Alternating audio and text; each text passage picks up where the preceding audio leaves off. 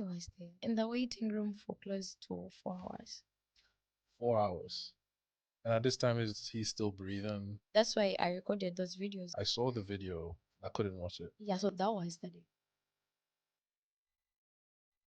She just closed the window without asking me She why. closed like You know the this window. glass? Yeah. You just hold it. I think the instincts were really telling me something is wrong because this boy wasn't reacting anymore. It was breathing. You could look at me. You could hold. You can feel. You could feel him holding me so tight. And someone passed behind me and said, "Oh my God, this boy is dead." You know that white sheet they put on a dead person? Jesus. They put it on your heart. In my life, I had never buried a person. My boy was the first one.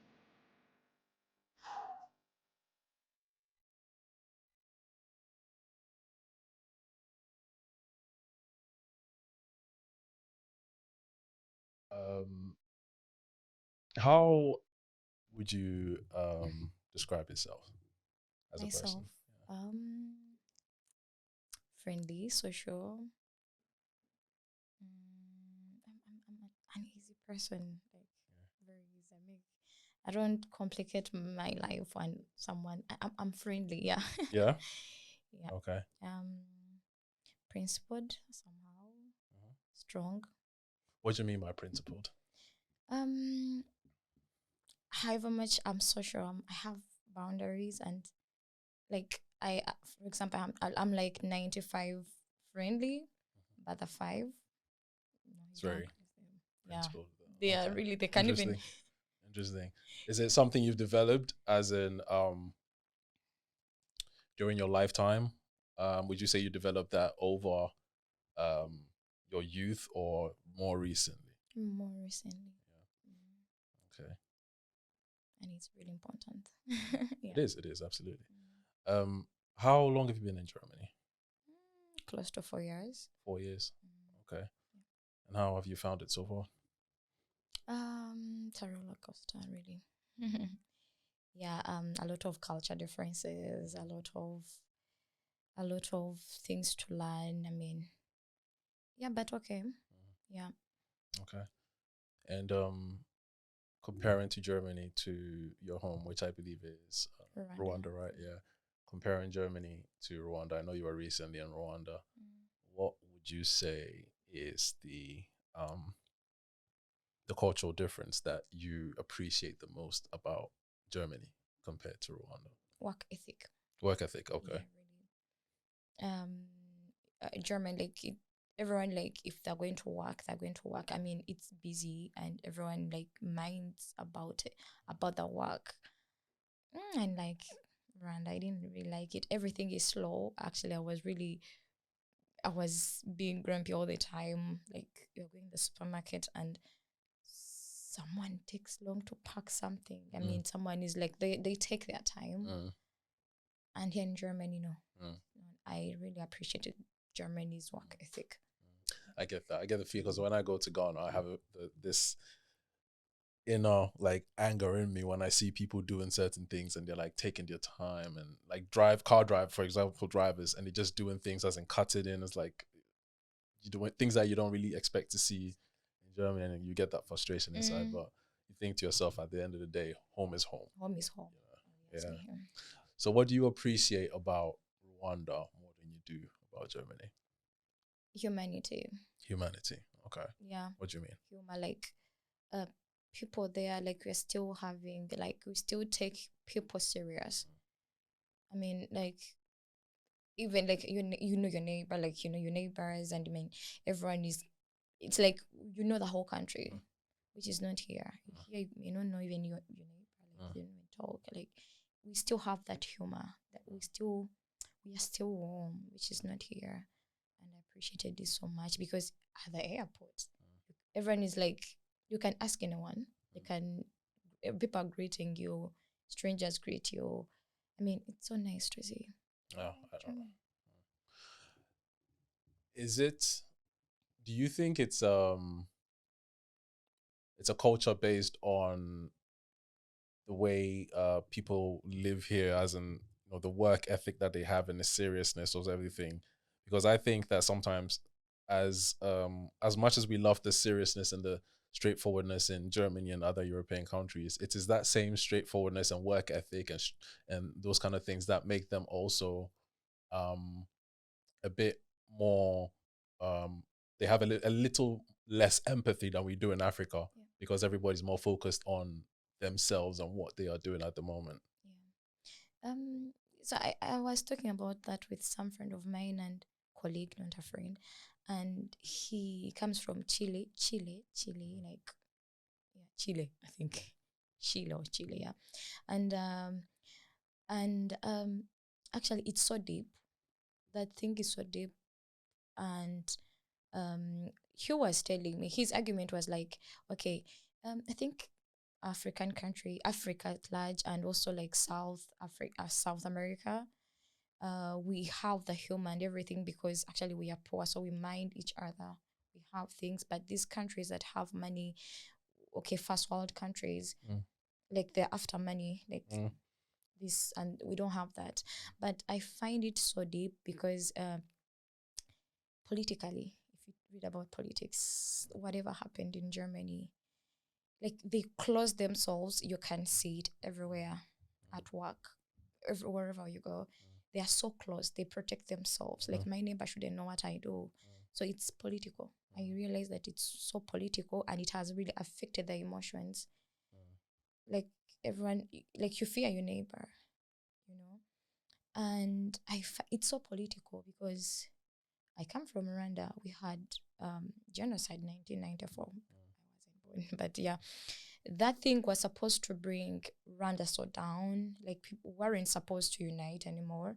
Not until our president brought it. So one Rwanda, and like we are one. We don't have like this one is this one is this, and we have fought that, and I find it like for us we've overcome it, but Germany, they're not overcoming it. Like you still find they're so closed, and they have lost it completely because it is youths are bringing like they're trying so much, but other people do not. The older people. Yeah, because you go to the bank and people are educated to be a banker, is supposed to be educated, and no, they're not speaking English. I live in East Germany. Ooh, okay. Yeah, and it's tough. It's really, really, really, really tough. I've heard a lot about East Germany. Yeah, it's really tough that Ausländer beholder confiding, no one is speaking English. I'll get back to the East Germany thing, but you mentioned something interesting about the genocide in Rwanda. I watched a documentary about Germany's involvement in the genocide in Rwanda.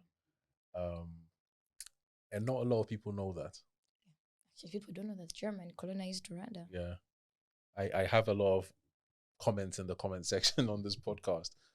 A lot of people who say, well, Germany wasn't a colonizer, so why do we come to Germany? And I always say to them, you need to read about Rwanda and some of the East African countries and the Berlin Conference and all of those things. Yeah, right. So a lot of them don't know that. Anyway, back to East Germany. I have friends, German friends, that say to me, do not go to East Germany. Yeah. Yeah. Why East Germany then? Because that says a lot. Yeah, they're still not open and they're not willing to. And it's really tough. It's really tough. When you see, I had also gone there, like had just shifted. I shifted November last year to the East German. But one thing that they don't want to talk about, Germans don't want to talk about, or we do not want to admit, is that it's not that whole Germany is open for some things. Like politically, how East Germany is voting differently. I mean, from other Bundesland, and I mean, it's just that we should just know that. Yeah. I didn't know when I was looking for a house, how hard it is to get a house nowadays. I was living in a place called Noto One. That city is, I think it's far, far away. Few people know it is a village. And you would find like everyone gynecologists are Turkish, or I think it's also in Arab. No, I think it's not in Arab. Bundesland is this? I'm not sure. Okay. I'm very new here, so Yeah, all I these know. things I'm Yeah, and yeah, it was I think it is West German. I mean, everything was free. I didn't know that. I've also spent few years, and us being like, we'd be like, by 2023, 2024, people are this and this, and those are cheap talks. It's not the truth. Interesting. Yeah, we should know that. Um, I came across your story on TikTok, and you got in touch with me, and the main reason why I wanted to do this podcast was to explore that story and the nuances around that story. Um, can you tell me a little bit about your life before that happened? What kind of a person you were as compared to now? That's a good question. I always like saying that I'm naturally a mother, naturally, and always like telling people, okay, people be like, you are just bragging, but me, I have two things that I find like naturally I'm that person. I'm naturally three. I'm naturally a good friend. I'm naturally a wife. I'm naturally a mother. Nurturing then. Naturally, yeah. I'm not married, but I'm naturally that. So, um, I was that person. I love kids. I mean, I love people. And before, like, I was among people who were saying, man, this is 2023. Like, who still does that? Yes, racism is there, but let us not overhype it. Let us not play racism cards. Card, yeah. And I was like, when something happened to me, I was like, is this God punishing me? Because there is a group on Facebook called African Moms in Deutschland, but there are other African moms in other countries, but it was purposely for African moms. We're like 7,000. We are very many.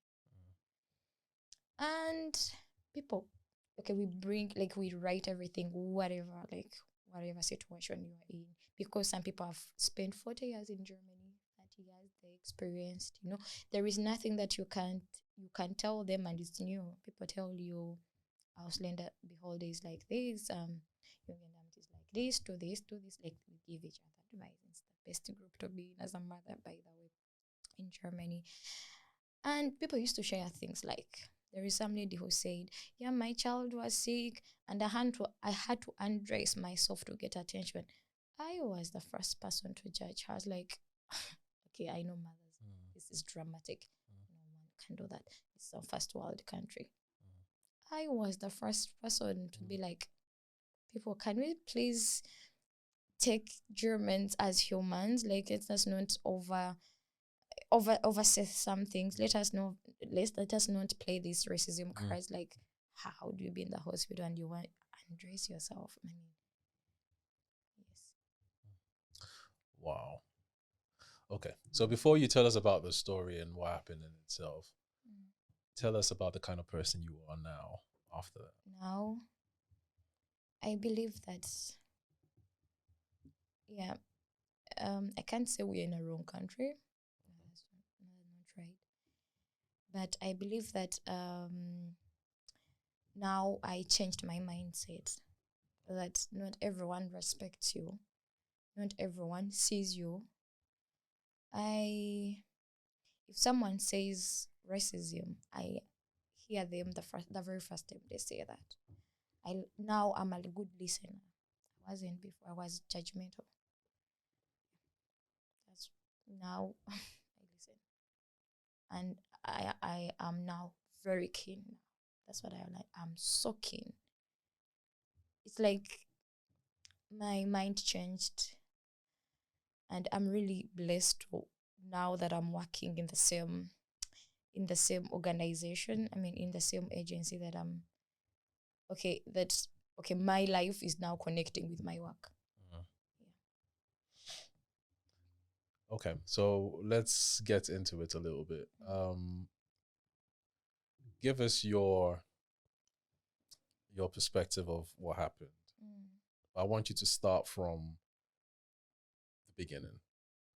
before and then into the situation and after the situation.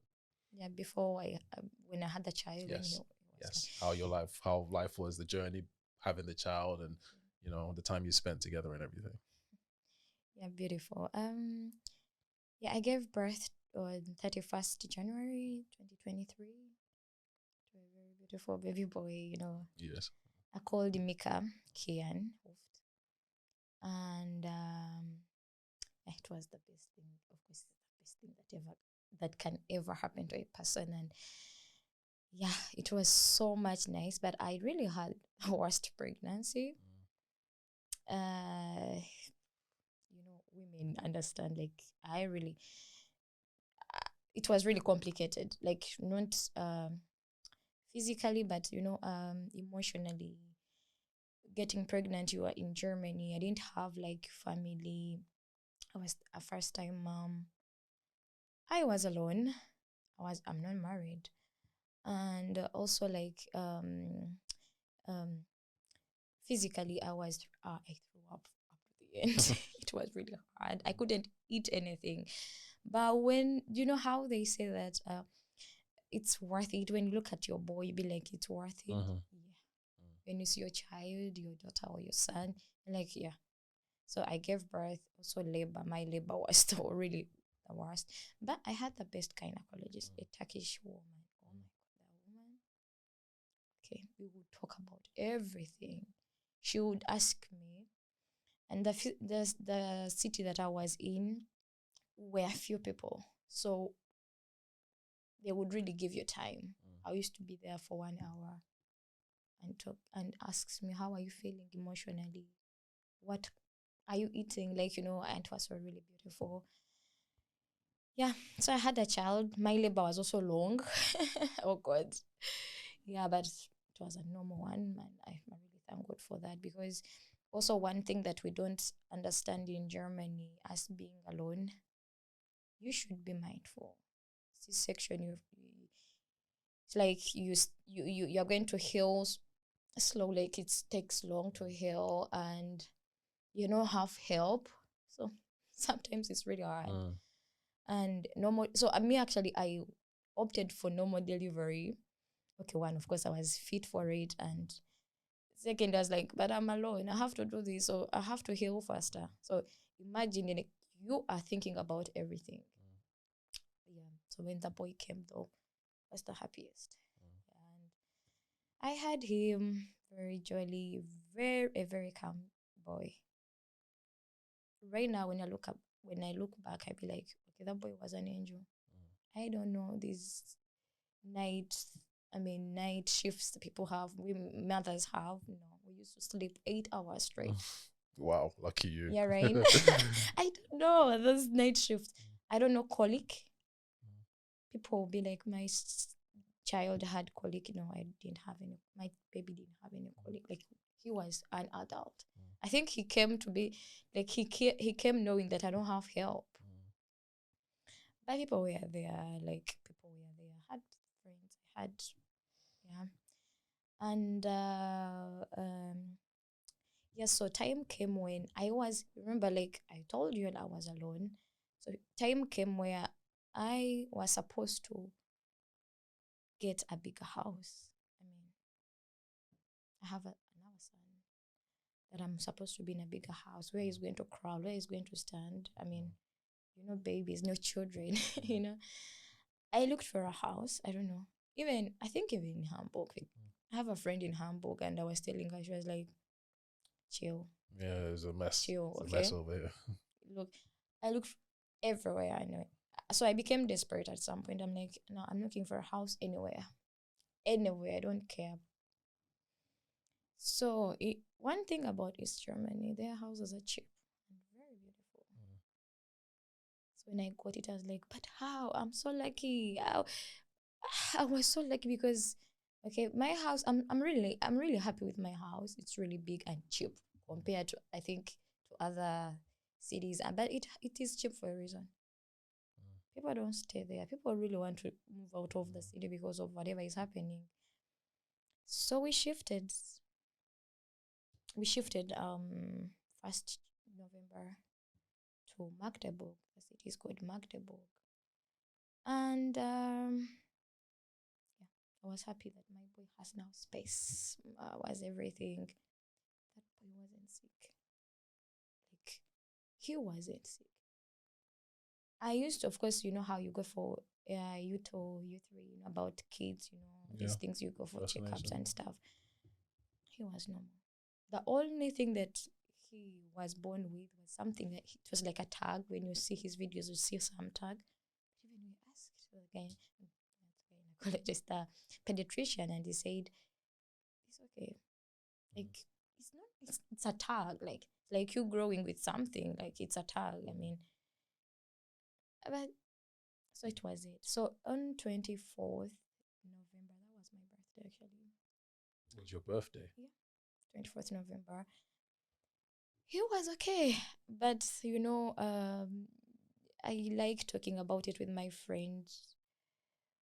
She called me on 24th. She's like, why are you not happy? You know, nature can really dictate. Nature can dictate. You know how people die and be like, but he told me this, but she told me this. Yeah, it's real. It's real. Because before that, I mean, my boy would do some things. I would be cooking and he's watching because I have a big window at my place. I live like on the roadside.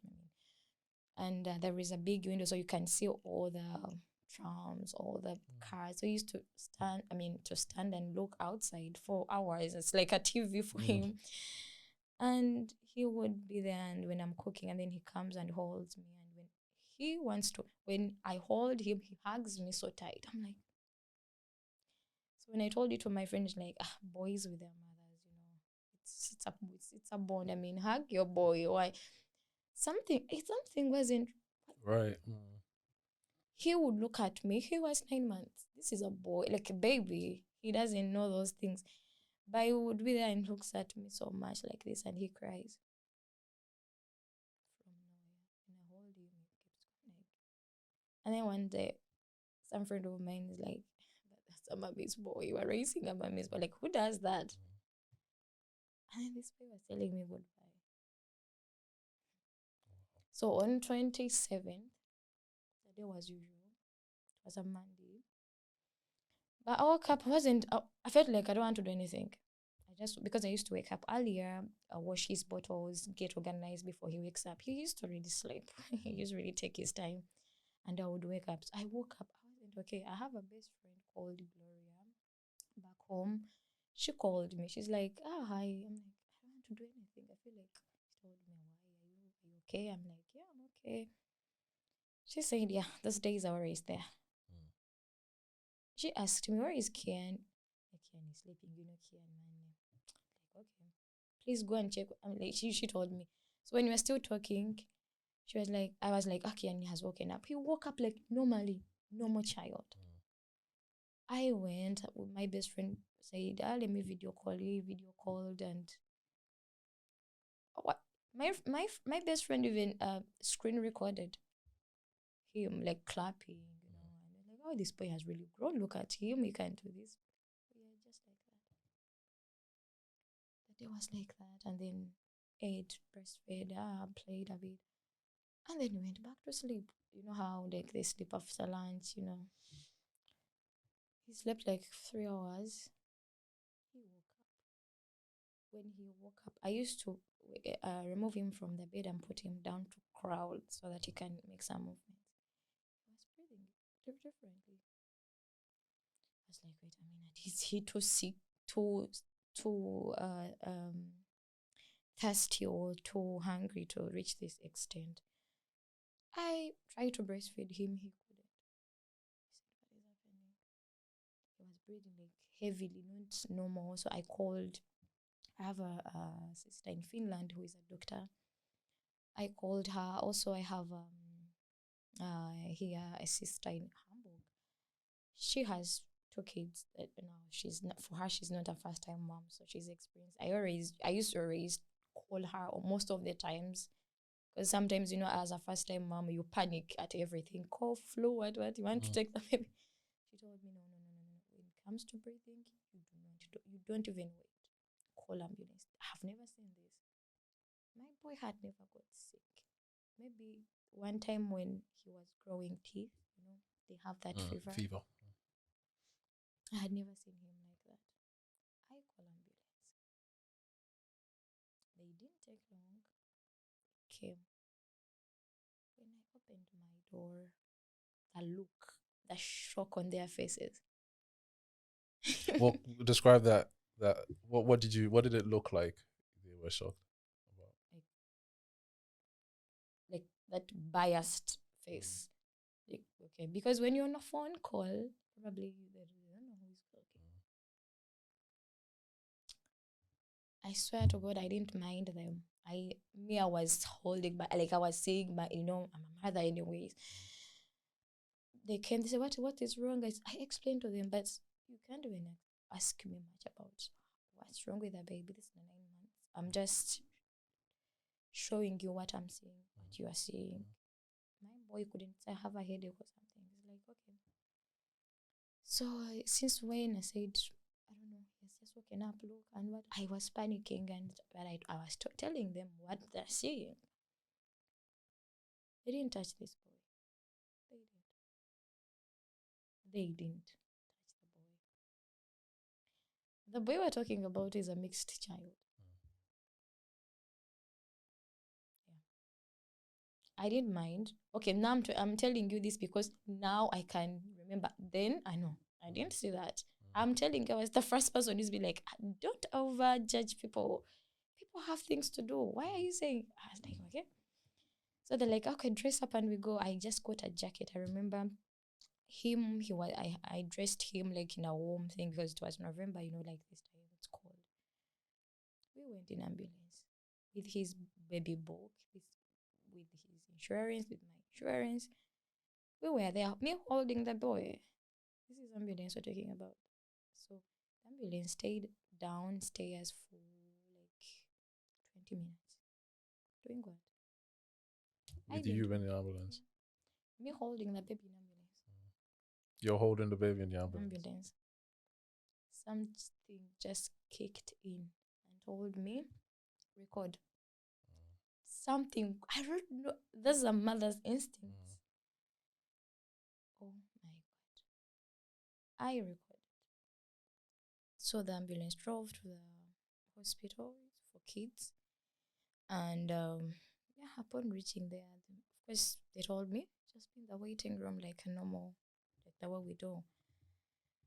And that's how being polite will be. I mean, I was there and they asked me for a baby book. They had it already. The ambulance had it, the baby book and insurance. Of course, I was there. I was there. They wrote in the waiting room for close to 4 hours. 4 hours. And at this time, is he still breathing? He's still breathing, still crying. Still, that's why I recorded those videos people see when they were turned down. So the one that is not breathing well, because the next day I didn't record.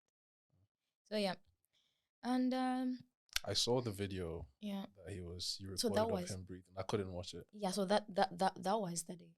Yeah, so I was there. I was really I was shocked. I was like, okay, but I was calm, and this is where we do mistakes. Yeah, I always tell people that there is respect and there is power. Someone is taking you for granted. It's not respecting you just because. And the hospital, we go there. No one goes to chill in the hospital, do something. We go there because we are sick, and this is hospital for kids. Crying out loud. So I was there calling everyone. Anyway, I called my friends. I think I called most of my close friends, telling them, I was overwhelmed. Can I ask, and you don't have to go into details if you don't want to, but at this point, where was the boy's father? He was home. He was home, yeah. And yeah, but I always tell people that people who always ask me, but where is the father? And the same thing. I don't need to have someone next to me to get attention. I'm a mother, What if he was dead? What if he was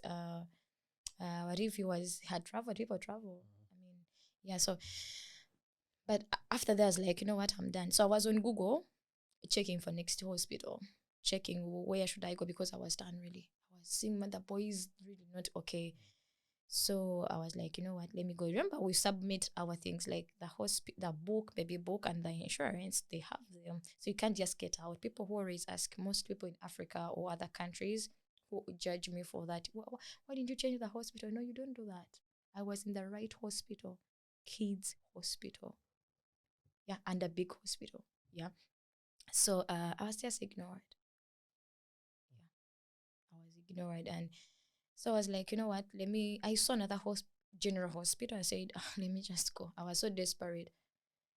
But I also thank God that I didn't go. If I had gone and this boy died, I would be in jail right now. People don't know that. Yeah, you would have to take some of the blame. Yes, because they'll be like, I saw you're a wiseacre. Why don't you think so? Yeah, you know. So either way, you don't have where to escape. So as I was getting out like this, so a doctor came and said, is that Mika? Because me, I was done. I was going to tell them, give me the baby book, and I go. So I said, yeah. He told me, come in and go.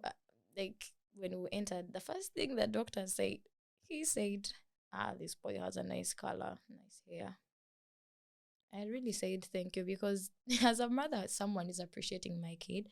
My lawyer said that was a racist statement. Compared to who? He had nice color compared to who? He asked me how what is wrong. I explained to him, but this is a child, I'm explaining to what I'm seeing, and he said, "Okay, what has he eaten? What? You know how they ask." And he checked him externally. He was like, maybe he swallowed something. He checked his throat, no, his ears. Like he wasn't. There is nothing they took, like blood, what, and it was needed. So this doctor told me, I think he thinks as a doctor. Why are you thinking? It's stomach infection.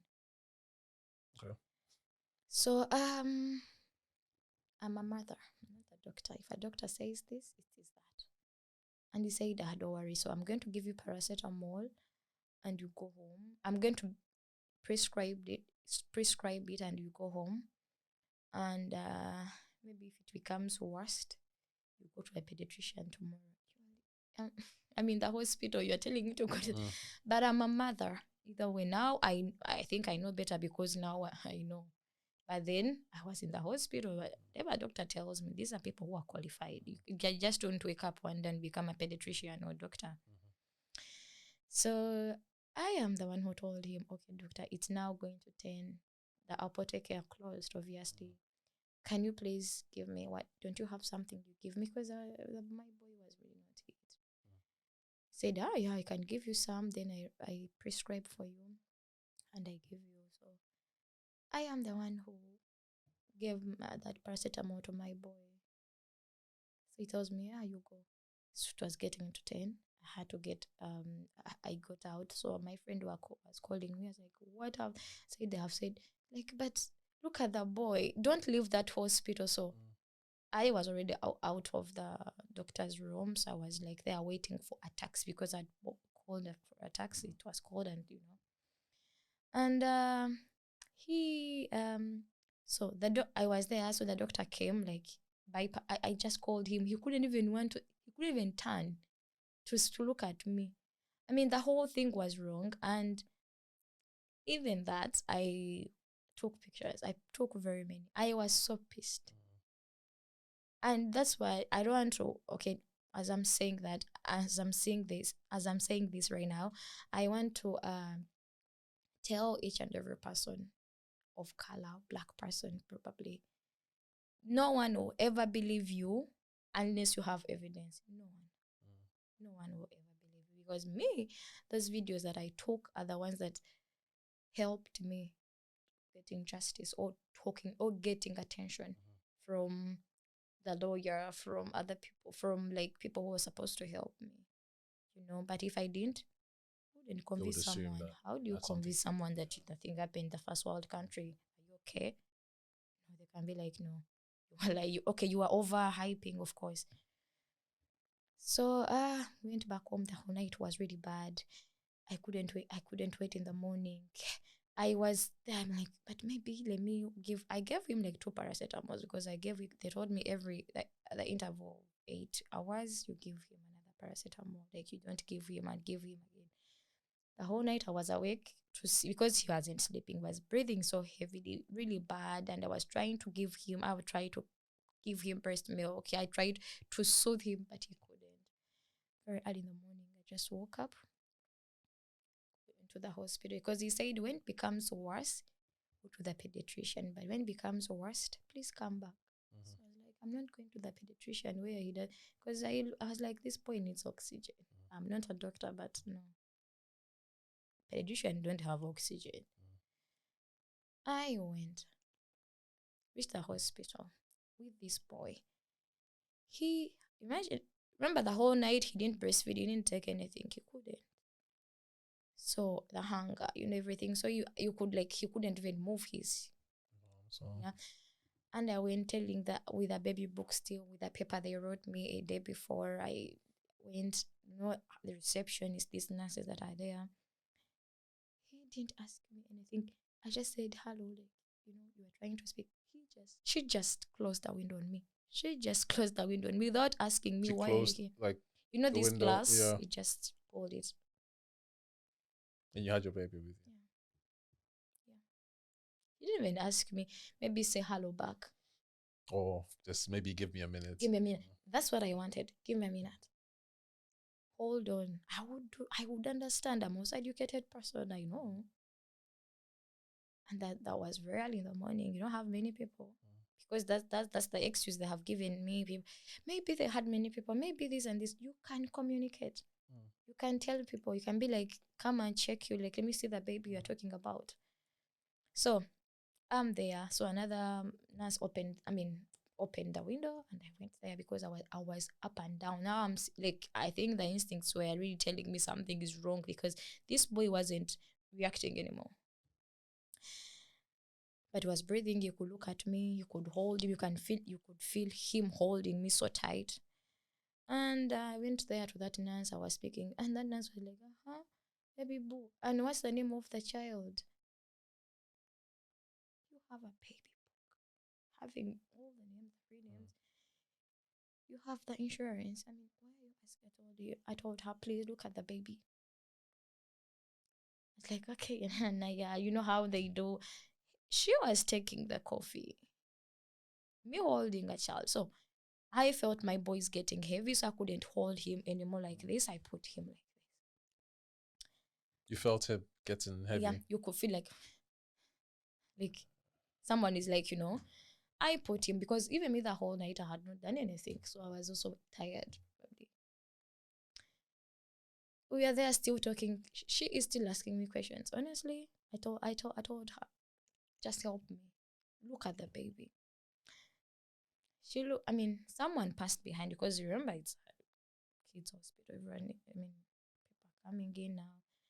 I reached there like at 7, and then they were taking their time. And someone passed behind me, like I think, and said, "Oh my God, this boy is dead." Because me, then I was focusing on the reception, like nurse explaining. I wish you saw what happened in the hospital. It was like I'd spoken something that is not supposed to be spoken. The nurse was like, "Okay, yeah, go in that room and enter there." Now they are caring. Now they're serious. I can't tell you that I saw maybe 20 doctors or 20 people. I don't know, because the whole hospital became white. I saw my boy being put on the bed, a small baby, and the whole bed is full of doctors. Why are you caring then? Because I remember I couldn't support that. I was just shouting. I was like, okay, what is wrong? Like, what has happened? I was asking them, what has happened? What is it? What am I seeing? I couldn't believe my eyes. There's some things that you go through and you wish to unsee them, but I wish to unsee that scenario in my life. Like, I wish I could delete. So I was like, okay. So they rushed him into the ICU. I ran back. I even left my shoes in the hospital. I ran after them. Of course, there is where you go and they have to close the door and they take him and you remain. And the nurse came after me, Saminat, do you need a therapist? I said, therapist for what? Now I was aggressive. I was like, therapist for what? I need my child. Because remember, it's like this boy gave them 2 chances, 2 times. Like, I always tell people that if my boy was put on oxygen and he died, I wouldn't. You know they tried. I don't give life. That's in God's hands. I mean, I can't do much. People be like, but while seeking for justice, people die. I mean, what do you want to do? I mean, I say, me, the justice I'm looking for is not for my boy that he died. I don't, people get stillbirths. I mean, children die. I saw what I wasn't supposed to see. My boy that was negligence. That was unnecessary. Put him on oxygen and he dies. Let me see that you tried. They didn't. No.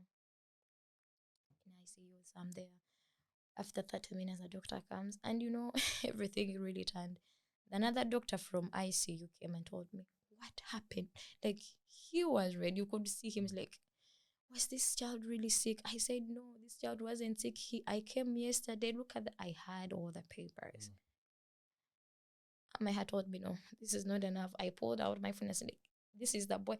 He told me, where did you get? I was like, this is the boy I brought yesterday. He's like, okay, even him wouldn't believe that I took a video. And that's really crucial.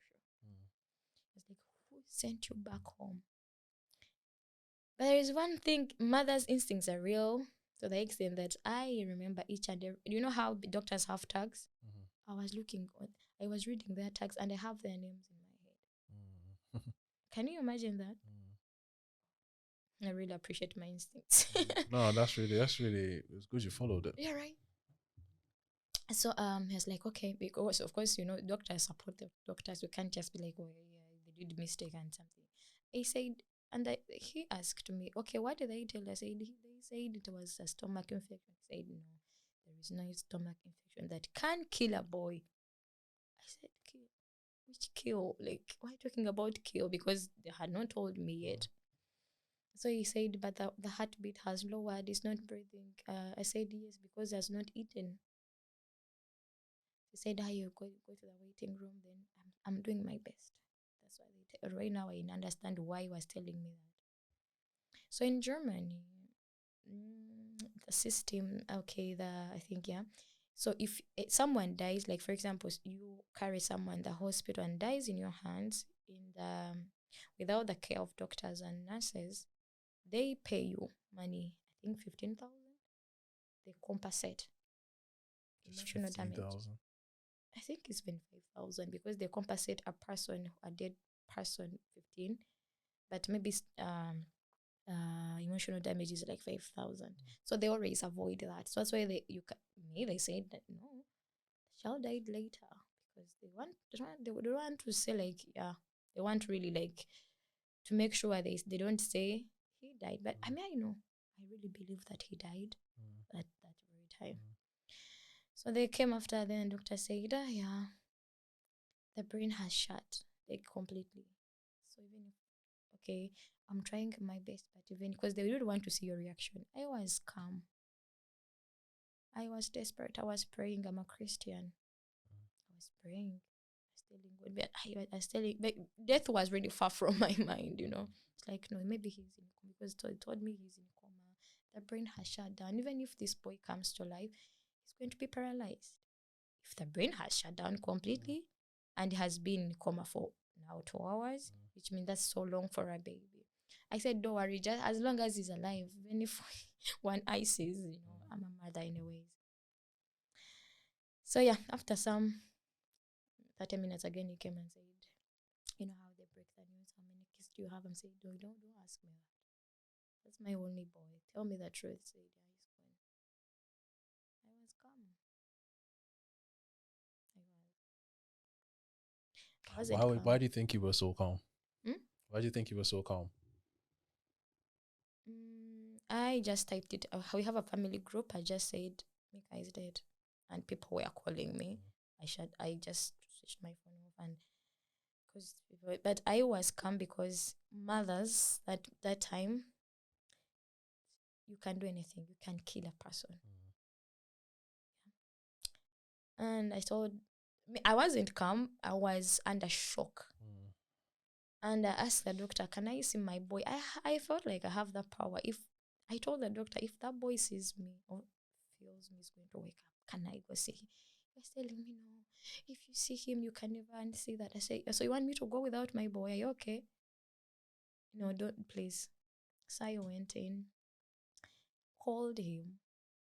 My boy, of course, was dead. He wasn't okay. He was like you're sleeping because but of course he was still warm a bit, full of injections like all over the body. You could see like the doctor has really tried.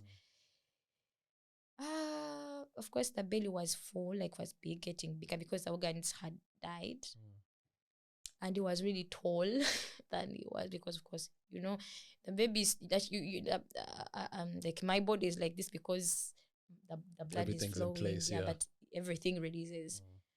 I held him. He was like heavy. I held him, called him. I said, "Do not do this to me." That's what I told him. Because of the things I had gone through with, I had gone through with him. I told him, "Do not do this to me." I just whispered that to him. I said, "Don't dare do this to me. I'm going to run mad." I even told God, don't do this to me. Yeah, but those are words. Yeah. After 30 minutes, of course, and doctors were there waiting to see what I'm going to do. So they told me, 30 minutes have come. You know that white sheet they put on a dead person? They put it on your heart. That one, in my life, I had never buried a person. Never. My boy was the first one. That's how deep it is. Never. I have both parents. I have all my siblings. Never. My boy was the first person. Then I go to the hospital to see him. So yeah, I got out. It was actually snowing, I remember, but I couldn't even feel the snow. Mothers speak a lot, but me, I wanted to feel the cold of the mortuary that my boy is feeling. Like you start now wanting to relate. I got out, and getting out of the hospital without a child, with a baby bag, seeing everyone entering with their children. It was like a movie. I told myself, no, I could be like, dreaming. Got into the car. Back home, people are calling me. My sister in Finland couldn't believe it. Of course, got an express plane. People were calling. It was a Tuesday. It's a weekly day. It's really hectic. And I have friends who have kids. It's like me and you, for example, like we are best friends. And you are working. You also have a child like me. Like you don't know how to do. That's how people were feeling. And that's Europe. That's German for you. We are far from family. That's when you start appreciating family. I go the next day. I'm still, remember there you don't cry. Actually, a few mothers cry that day. I did. I was so solid. I wasn't having any tear. I last cried when they were taking him to ICU. I think that's the time he died. Yeah, I believe. Because I felt like I'm falling into the pit. Like I could feel like my heart. My mom told me that it's when the mother and the child soul are separated. Like that pain, it's too much that even when you're a breastfeeding mother, your breasts are feeling like I don't know, my body reacted so much. I went back home. I slept off because the whole night I had not slept. I slept off. When I woke up, because I slept off, I was like, okay, where is my baby? I remembered. You know that thing of, okay, the truth. The reality. I avoided people from coming to my place because I didn't want. Seeing them, they have come for that, was hurting me. I got the bottles. Of course, the milk I had taken for him. Of course, I had to pump. Of course, I had to do some things because I was getting fever. I threw away the bottles. So that's when that very day. The next day, my sister came from Finland. And I was there. That's when police came. Police calls me in the morning. Yeah. Hello. I say, yeah. So we want to come to your place to exclude murder. I say, to exclude murder? Excuse me. What does that mean? Like, they always do it to see if you didn't take part in the death of the person. Here in Germany, if someone dies like that, they come to your house to exclude murder, like to see if you did, and they take pictures. It's so bad to see, actually. For me, it was a horrible thing. I know what happened in the hospital. This boy died in the hospital. And you're coming to me. But they said that's how it's done. So, I mean, the whole thing is still haunting you. I mean, even that's areas I work in, that agency where we are supposed to, for human rights, whereby we are supposed to understand people. You have to outwork yourself. Yeah. I always talk to my colleagues. I'm like, yes, the system says this about you. Someone is saying someone is dying. By telling them, I will talk to my boss to see what to do. And that is German system. They follow the protocol. That rules. There's no emotional connection as to what the person is going through. That is one of the,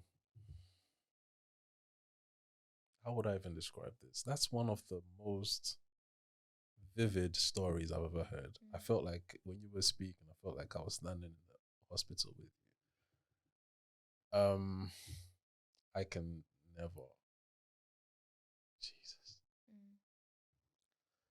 And it's maybe because I think I am one brave person who came to speak about it. When I shared this story some mother contacted me from African moms in Deutschland and said, no, please don't tell us this. We have to speak about this. And when the video, me speaking, sharing the story went online, mothers, I got very many comments. And someone said, my child is paralyzed because I took her to the hospital after getting knocked by the car, and they took long. They took long to take the child in, and then the brain got a problem. Remember, like, internal bleeding is really bad for the child. So, being there, when I asked, so when the insurance, actually, you know how we have insurances. When we called insurance to tell them about this, they said they don't like. I was calling insurance to tell them what I've gone through, probably to give me a lawyer or to hear me out. They said no, we compensate, or like we take care of someone who is alive.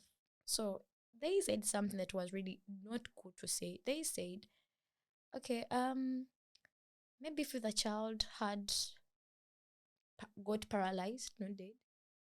So do you want me to have a paralyzed child for you to help me? Yeah. Boy, okay. Let me get myself together. Yeah.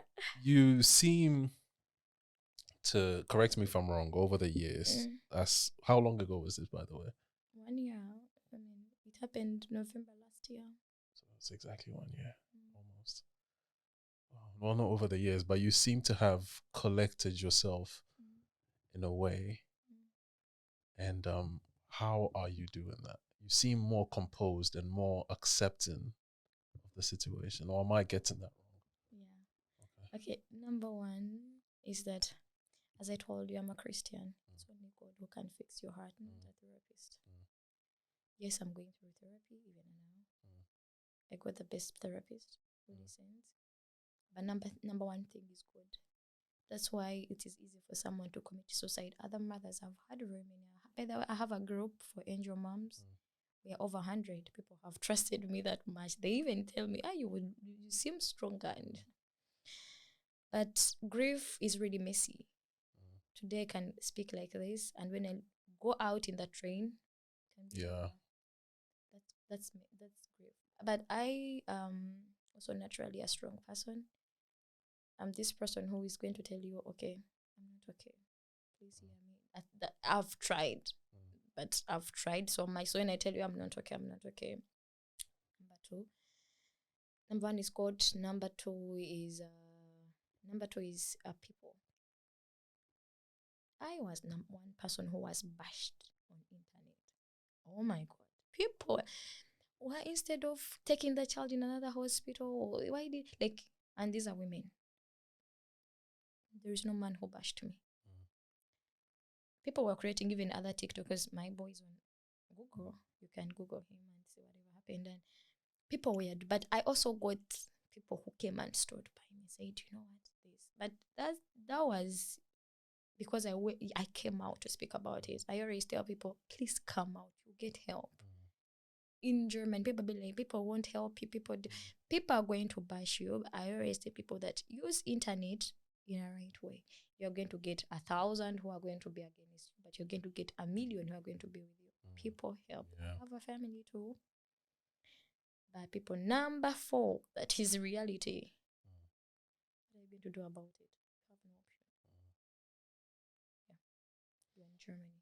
There's nothing you're going to do about it. You have to be strong. So for everything that you were going through at that time, like you said before, when I first asked you what kind of a person you were till the person you were afterwards, you said that before you were the first to say, "Oh, don't blame racism for this. Don't. This is it might not be racist. So don't judge people." And then you said afterwards that you've now become a person who they would call you a victim. You've now become a person who kind of pays attention to that. What aspects of what you went through, looking back now, would you attribute to maybe racism or negligence due to the color of your skin? What aspect? One thing is that I can speak about that is that we will never be accepted. We just need to be respected. Do your job. You're a doctor. Do your job. You don't need to talk to me or something. Even if you do anything, do your thing. No, do your work. We don't need conversations. Yeah. Just like the way you see in the train, sometimes you go to sit somewhere and someone stands, or maybe you sit somewhere some people don't want to sit around you. We shouldn't feel bad about that particular situation. I actually kind of like when I sit on the train and nobody wants to sit next to me, because then I have more space. Yeah, exactly. That's me. Actually, that's me. I always sit where there are 4 seats. Yeah, I just think, oh, I got more space. And people feel bad because you want to be accepted, and that's why we are getting it wrong as Black people in Germany. We are getting it wrong. We need to be accepted. We will never politically. Colonialism is still going on, and it's not going to stop. It's a big fight. It's a big war that you're not going to win because your color, anywhere you go, whether you're educated or not, your color is seen as something like inferior, and you don't do that. I am lucky, and I'm still emphasizing that I'm I think I'm the first person. I went to speak to some organization called, it's called EAT, or like Each One Teach One in Italy. Heard of them. And some lady caught me, and that lady is the only lady who is Black and lady working in European Union. I have forgotten her name. It's really a powerful woman. She's working in the Parliament of European Union. That day when I went to share my story, she was invited among the guests. She told me, in my life, she's an old woman, like in 50s or 60s, yeah. She told me, in my life, I've never seen a mother fighting for a dead child. I only read it, maybe I have never. Where are you getting that? Why are you so brave? Like, people were seeing that I'm brave. But I was like, you know what? I have to do this. Do you know why? Jugendamt, right? If you beat a child in Germany, what happens? They take the child away from you. Absolutely. You are seen as a bad mother. But now what about the hospital? So which means now I'm against you. So now you are the one who always calls us as a bad mother. If this child had died from my place, I would be in prison right now. It doesn't matter what was happening from. I do not have the autopsy for my child up to now. I don't know what killed Mika. Autopsy was done. What's the reason for that? They'll never give you a reason. And I was like, okay, let's go. So where is that's very worrying. Where is the case right now? Where has it come up to till today? So what's happening today? Mm, of course, they kept denying. I had really the best lawyer. I really appreciate my lawyer. We won. There's no way they can stand and Good. say no, but because of the other videos, not because I know how to speak. No, Let's go to the videos. have evidence. Why are you going to stand and say? Because they first said I took a dead child, so the ambulance. First of all, wait, the ambulance came. My lawyer, I have asked for the ambulance to show the pay because they're right. They have not. They don't. People say, no. Have you ever seen people say white people are really straight? White people are always right. No. Politics is politics and still played. Colonialism is still colonialism, it's just sugar coated. Now that okay, it's sugar coated, but it's there. Your color is an abuse. I always tell people that. Don't fight to be accepted. Fight to be respected. That's what I did. I said, okay, I told my lawyer. My lawyer is a German, very nice lady. Very okay, that lawyer is really nice. I told her because she was like, okay, what do you mean by you want looking for justice? What do you mean by justice for baby Mika? What do you mean by that? That will not. And as blacks, really, we need a lot to do a lot with us. People are telling me, even if you get the justice, the baby will not come back. What about other children? Yeah, it's not about the baby at this point. No. It's about everybody else. Yeah. Where is the father? Where is this and this and this? What about parents? You're a black man. What about you if you took the baby in the hospital and you have that the mother of your child is also black? What about you guys? Okay, if me I can take my husband or my partner who is white and I get good treatment, what about you? People don't think about that. This time is not about Mika. It's about other children. That's what I came out. That's why I fought. That's why I went to speak and I'm still speaking about it. And I'm lucky that, and I'm really happy. You know, the hospital can't, they even have restrictions. I'm not supposed to go in that hospital again because they say if we have a case together, so you are, it's like I'm attacking them. No, but that's not the truth. The truth is that I'm a threat. I told them that you do not do that. I have a TikTok page. Whenever I used to post and I put racism, they'd be like, we are going to sue you. You are deforming the hospital's name. Really? Yes. They told me to turn down the videos. It is not about the videos. It's about you are telling them the truth. They are scared of that. And internet is the one thing that is really internet fault for me. You see how I came up to speak about my story? People are telling me, please speak about the hospital's name. I'm not allowed because I'm going to be sued. Please do this and this. Tell us the doctor's name. No, I'm not supposed to do that. And that's one thing you should know. Here in Germany, something happens. For example, someone was shot in Hamburg. I don't know. Last time, I think a Ghana guy or Gambian man was shot. We will come out, speak, riot, what, and after 1 week, nah, it's going to be gone. And these people know about it. You're not supposed to fight using energy. These people are smart. These people are really smart. They're waiting for you. They can even take this case for 10 years because they know after 10 years you will be okay. You'll be if you're not okay, you'll be tired. Yeah. With everything I was going through, and then the police comes at my home. They're telling me, okay, when the police came, when asking them, but why do you want me to come to my house anyway? They're like, yeah, because someone spoke, like, you know how you're on phone, but of course there are many people who were behind. Someone was like, yeah, because some black women kill their kids for attention. Who said that? In police. I was police talking to officer? police, yes. Said some black women kill their babies for attention. Yeah. They have denied that statement up to now. Up to now. I'm sure the calls are recorded. Yeah. You can do that. The police record their calls, don't they? I'm sure they do. Yeah, but if they didn't even give us the statement that I made with police, what about the recording? Fair enough. So there are some things you're supposed to. Yes, some people are telling me you will never win. You can never win a hospital. You can never. It is true. You can never. You can never. But look at me, scaring the whole hospital. Me like this. Everything is possible. All you need to know is know what to do and when. You know, you did something happen. Put it on in internet. Make sure you have all the paperwork. Whatever I'm speaking now, even if someone came and said no, you are lying, I have everything. When they told me to, they sent to a lawyer and said she should turn down that video. She should do this. I have all those documents. I can show them out. We are going to sue her. She's deforming the hospital's name. She's doing this and this. There is nothing that happened. My question is, what killed my boy?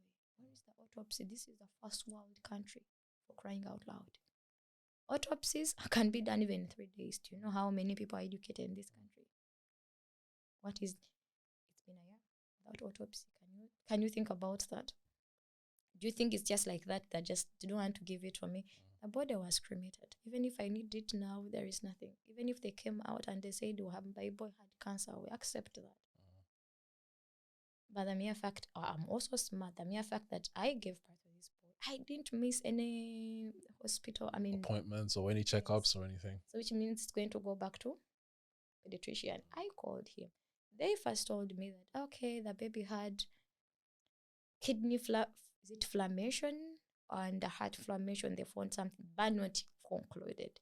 It's like you're testing me to see, okay, how far can I go? I called the pediatrician immediately. He said, our boy was 9 months. Our boy was born normally, 3.9 kilos. How did it happen? Okay, and then I was like, what is the cause of now what did I do wrong? However much I want to do it in a civil way, I'm also a mother. What killed my child? Do I have a problem? What if it's genetic? I need also to know that for my emotions. I have no closure. I don't know what killed my child. Yeah, closure is important. But no one wants to know that. After that, the system will say, for example, me, I was in a maternity leave. So which means if I was getting money from the city, I wasn't. Look at this mother who is getting money from the city by then. So which means you have to start working. But this mother is going through grief. Grief is not something you can think, people are telling me now, what's next? You should go to school and learn the language you can do. People are telling you should work. Mother, I was done. Me seeing a child and we are going to bury. Burial is actually expensive in Germany. I didn't know. It goes to, if the body is cremated, so which means it's a small land, it goes to 5,000 to 7,000. So I'm thinking about this and they're telling me the way when they speak to you, yeah, hello, Frau, can you please bring the clothes? We are going to burn your child in. That open. Remember, these things are just like this. It's just like systematic. Yeah, you're not even resting. Yeah. You're still. I grieved after 4 months. That's why actually reality. Me, I thought we are acting a movie. Yeah, right. Wow. And I went to some office to help me because I was looking for support. You will never do anything here alone. You will never. Everything is possible, but you need people. So why am I telling you about internet? People went on internet and wrote to the page of the hospital, wrote to them. Guess what? Now the page is closed. Power of internet. You cannot. You go speak about Mika, they don't even write. But I'm happy that happened. People are going to reviews. And that's what it's supposed to do. Fight, that's the fight. Leave at least legacy. If something happened, if I keep quiet, I got very many messages. Mine, I got miscarriage. I got this and this and this because of negligence. Because they were there. The support and the conversations that allowed other women to have those conversations with you. And also bringing sensitizing people about this, it can happen to you. Do not wait in the waiting room. Right now, I know better. That woman, Yeah, the Nigerian woman who said she had to undress, right now I can. You understand her Yes, now. I understand her now. Now I'm sorry, whatever she is.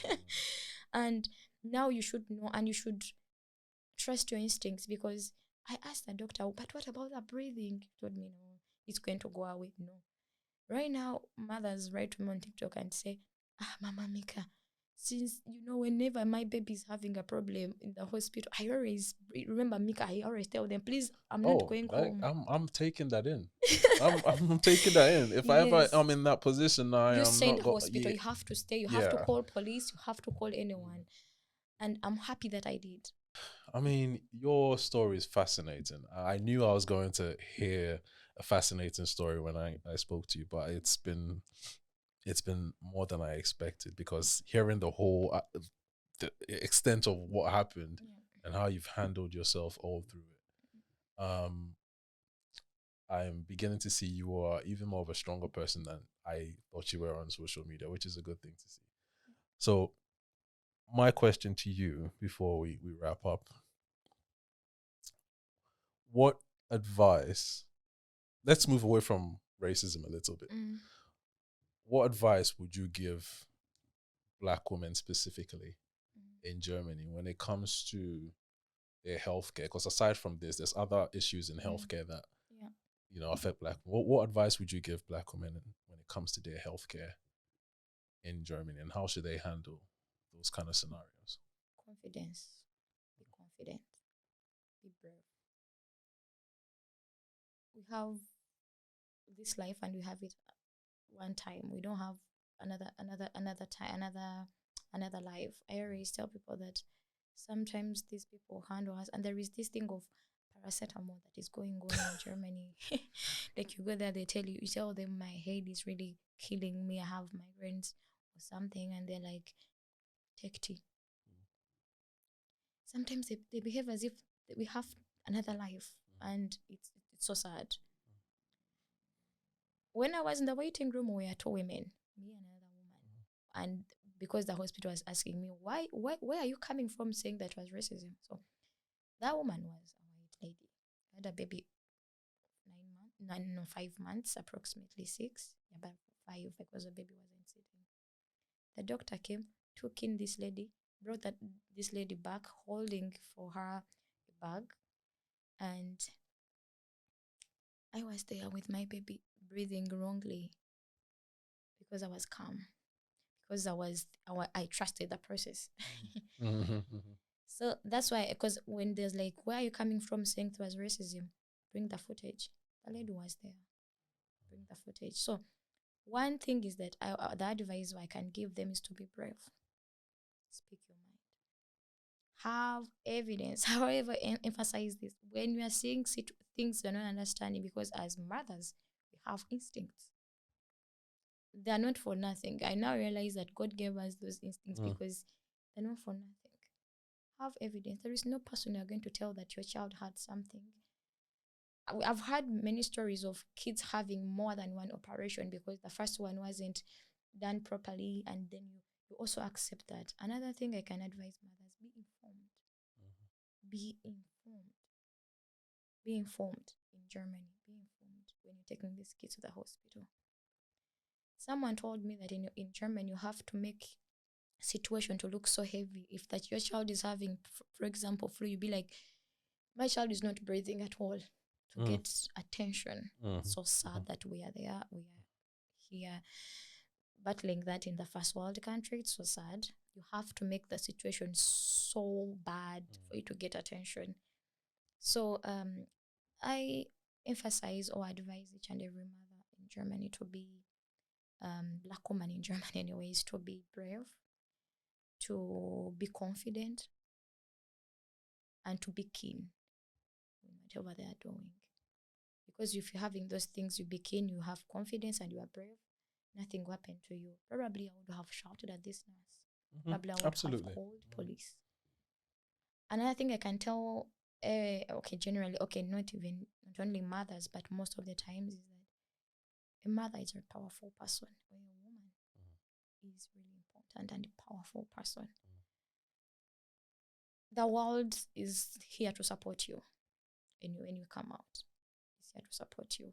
A mother is really powerful. I've seen the world fought while grieving. It's really sad because some days I used to go to these offices to look for people who are going to support me, but I would go when I have not eaten because I'm grieving, but I would feel it because I'm a mother. I have to do that.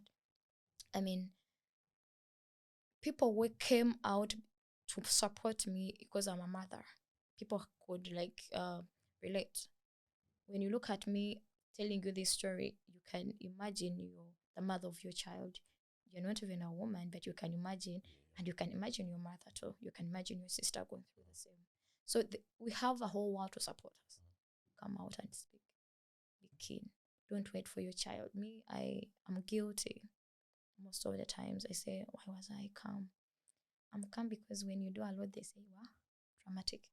You are the aggressive. Because black women in Germany, they are taken as aggressive black women. Please be. Please be aggressive. There is no other life. I wish I was. I wish I called police. I wish I believed that Nigerian lady who said I was going to say, you wish you were taking your clothes off. Yeah, I wish I took my clothes off. Do whatever is supposed to be. I don't guarantee you to have the full attention as a black woman. There is where you're going to reach, and it's a closed door. You are black. However much they will say, no, it's not there because some women are like, which city is that? But that doesn't happen. Where I take my child, my pediatrician is the best. I had the best pediatrician. What about if you have gone for an overlap in another city, in Munich, in Magdeburg, in Berlin, and it happens to you? You know? And another thing I can tell mothers, let us support each other. I was bashed by mothers, women. You are bashing me, you are pregnant. You are bashing me, you are having kids. However much your city or your pediatrician is safe, or you have a house arts who is really safe or the best, you can travel. Your kids are going to grow up in Germany. You don't know where they're going to end up. Let us be supportive, because people who supported me are mothers who are not in Germany, in South Africa, in Kenya, in Rwanda, in Uganda, and mothers in Germany. Some of them helped me really. They understood me the very first time I told them that they really believed in me. But I also had that bash that came and like, but this girl is really, are you okay? You're in Germany and you're against Germany. I'm not against German system. I'm not against, Germany has the best healthcare system. We have insurance, not like America. But one thing you should know, that the individuals, it can be one doctor. Yeah, I'm not against the whole hospital. I'm against that doctor. That is a very, very good point. I've never thought about that. Because I had a question in mind to ask you and just say, what would you say to those people that would say that if you don't like the system in Germany, why don't you just leave?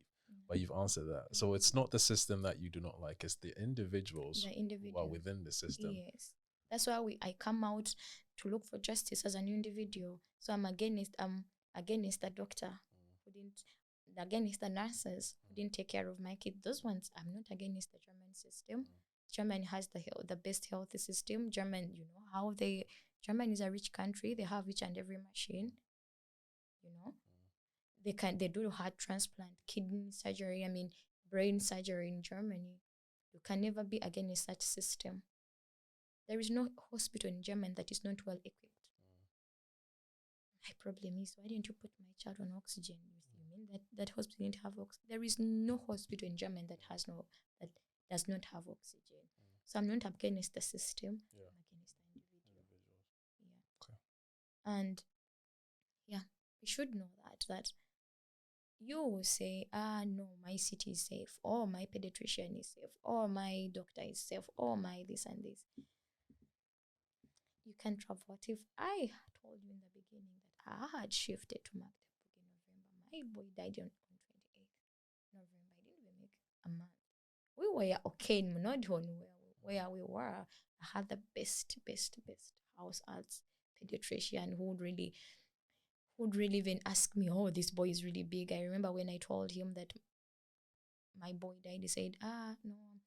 I called him. I said, yeah, Spirit wrote even him a message. Which Mika are we talking about? Kian?